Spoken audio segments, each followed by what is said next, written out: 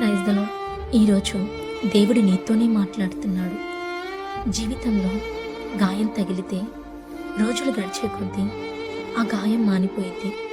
కానీ కొన్ని మాటల వలన అయిన గాయం అంత త్వరగా మానిపోదు.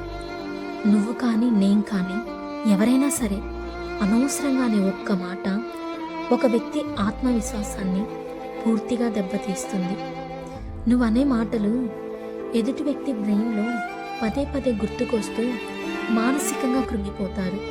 బైబిల్లో సామెతలు 12వ అధ్యాయం 18వ వచనంలో కత్తిపోట్లు వంటి మాటలు పలుకువారు కలరు, అయితే జ్ఞానుల నాలుక ఆరోగ్యం ఇచ్చును. ఈ వాక్య ప్రకారం కఠినమైన మాటలు ఎలా ఉంటాయంటే కత్తితో పొడిచినంత నొప్పిని కలిగిస్తాయి. ఆ మాటలు ఎదుటివారి సంతోషాన్ని చంపేస్తాయి. కానీ మనం ప్రేమతో జ్ఞానంతో మాట్లాడితే వారికి ఆదరణగా ఉంటుంది. ధైర్యాన్ని నెమ్మదిని ఇచ్చిన వారం అవుతాం.